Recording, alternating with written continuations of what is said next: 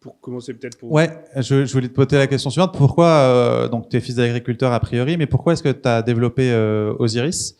D'où vient cette idée de confier l'irrigation à la robotique? Pourquoi utiliser ce levier de la robotique?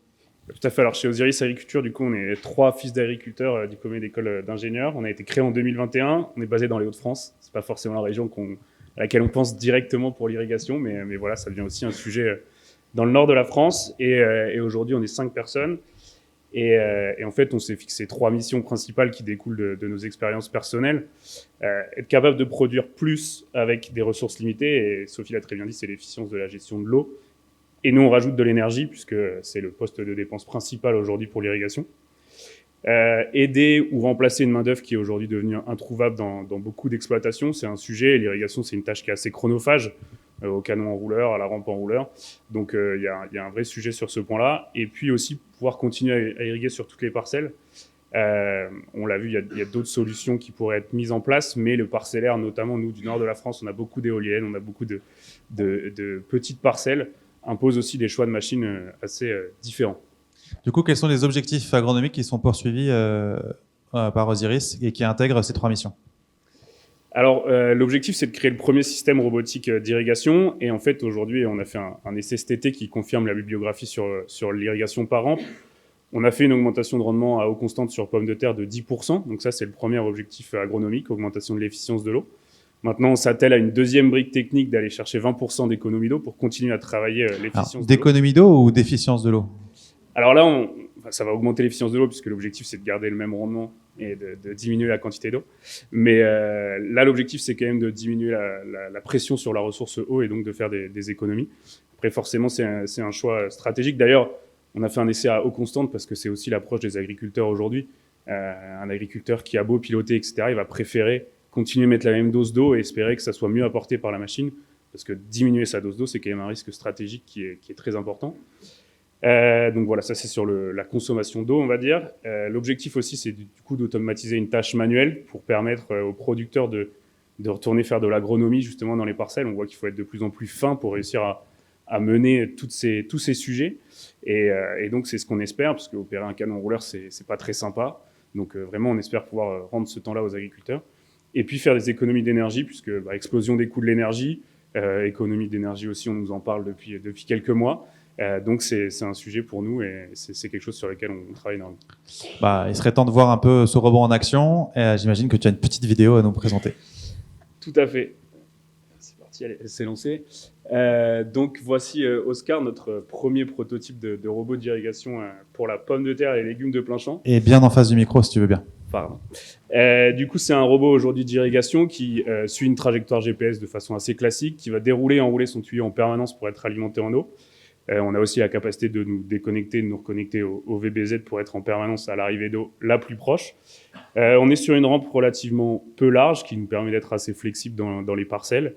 Et puis, on a une solution, on va dire, particulière qui est qu'on déporte totalement le tuyau sur l'extrémité de la rampe pour ne pas en fait rouler au même endroit. On ne fait pas marche avant, marche arrière au même endroit. On va vraiment tourner autour du pivot en aller-retour, ce qui permet d'augmenter notre débit de chantier à vitesse plus faible. Et donc, en fait, notamment de pouvoir certifier cette machine, puisque plus elle sera lente, et plus on aura une capacité à être en sécurité dans son utilisation, qui est un des sujets pour la robotique autonome aujourd'hui. On embarque quelques capteurs et voilà, on fonctionne grâce à l'hydroélectricité, comme la plupart des machines en irrigation. Petit sujet sur le débit de chantier.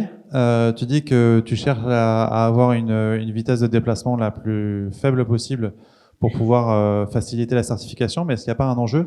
Est-ce que c'est pas contradictoire avec un débit de chantier souhaité, supposé par les agriculteurs ? L'enjeu est moins fort que sur du désherbage mécanique, par exemple ? Non, c'est totalement un compromis à trouver, hein, à la fois par le coût de la robotique et puis par ce côté sécuritaire. Donc, on a quand même un débit de chantier qui est quasiment équivalent à un canon enrouleur. Donc, on s'est basé sur des machines qui sont existantes et on a essayé d'apporter une nouvelle solution qui combine le meilleur de tous. C'est un robot. Un robot, ça se déplace de manière autonome. C'est même le principe d'un robot. Du coup, de quelles données se nourrit ce robot pour gagner en autonomie ? Aujourd'hui, on travaille sur 3 types de données pour la modulation intraparcellaire. Donc, nous, on embarque des caméras pour faire de la vision par ordinateur et être capable d'avoir des informations sur la plante, notamment le LAI. le Leaf Area Index, donc la couverture végétale. Et puis on embarque aussi, on a testé un capteur de sol à la volée pour être capable d'avoir des cartes du sol en complément des sondes fixes, et puis de se fusionner avec les données météo pour globalement faire ce que Sophie a décrit, être capable de justement fusionner toutes ces données grâce à des moteurs tels que Irelis pour moduler l'apport d'eau au plus proche de chaque plante. Sur la question du positionnement et l'autoguidage, c'est un positionnement GNSS classique? Ouais, on est sur un GPS RTK tout à fait classique. On a des sujets, nous, de sécurité du signal et des choses comme ça pour être capable de mettre le robot dans le champ, mais sur le GPS, c'est classique. Quelle est la plus-value, du coup, par rapport aux autres approches, dont certaines qu'on a présentées aujourd'hui, ou quelle plus-value ou complémentarité? Ouais, tout à fait. Alors, on a vraiment essayé de fusionner ce qui se fait de mieux aujourd'hui avec les autres machines. On a le canon rouleur qui est très, très flexible à l'utilisation, qui va pouvoir faire n'importe quel type de parcelle, n'importe quel type de culture. C'est l'avantage de la robotique quand même, avec une rampe relativement faible, on va pouvoir être transportable d'une parcelle à l'autre. On va pouvoir être aussi flexible que ça. Et puis voilà, avec une irrigation par rampe, on a fait un premier pas vers la micro-irrigation en termes d'efficience de l'eau. Notre objectif, c'est d'aller plus loin avec la modulation intraparcellaire, l'irrigation au pied de la plante, voilà, différentes choses sur lesquelles on cherche vraiment à travailler. Et puis finalement, l'autonomie, puisque la robotique, ça fonctionne tout seul. C'est le plan, du moins. Et voilà, et on n'est pas les seuls. Il y a un robot américain qui essaye de faire la même chose, notamment sur le maïs et le soja. Donc, une entreprise déjà implantée qui a aussi qui travaille ce sujet et donc qui montre aussi que c'est un des voies possibles pour le futur de l'irrigation.